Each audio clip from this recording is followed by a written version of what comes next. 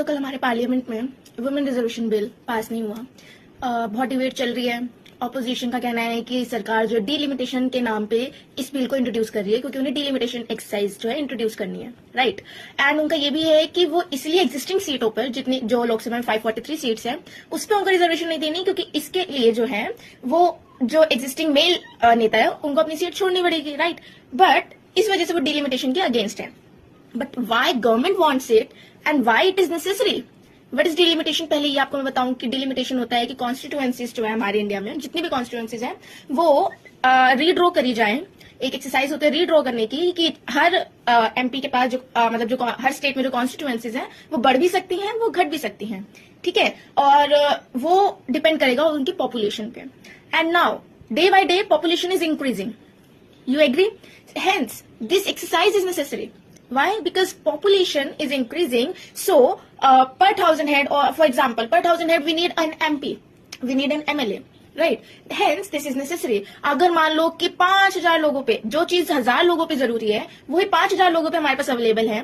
For example doctors कि हमें पर हेड मान लो कि 10 लोगों पे हमें एक डॉक्टर चाहिए एवरेज, बट हमारे पास जो है इतना इंफ्रा नहीं है, इतनी ट्रेन डॉक्टर्स नहीं है, तो हमारे पास 100 पीपल के लिए एक डॉक्टर है। Isn't it create some deficit and some crisis कि सबको प्रॉपर ट्रीटमेंट नहीं मिलेगा, सबकी प्रॉपर केयर नहीं हो पाएगी।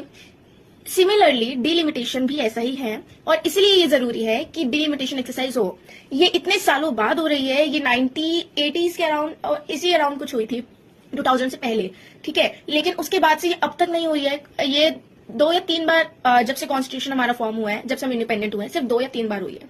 Now it is that high time, it is high time. क्यों? Because population is at peak, literally we need delimitation exercise.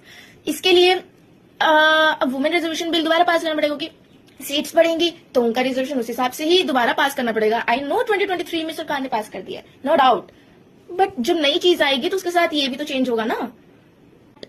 Dhruv Rathee से सरकार ने इसलिए नहीं किया क्योंकि उनकी सीट्स चली जाएंगी, तो इसीलिए वो डिलिमिटेशन करना चाहते हैं, जिसकी वजह से सीट्स बढ़ेंगी तो उतनी ही सीट जितनी अभी वुमेन पे है उतनी ही रहेंगी।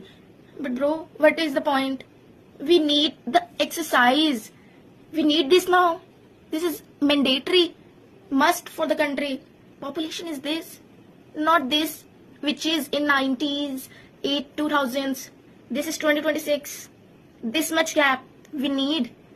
एक रैशनल सिटीजन क्या है? Don't follow this, don't follow that, please use your mind. But public opinion matter करता है ब्रो। आप दीजिए opinion, let me know, let the others know कि what is your opinion on this.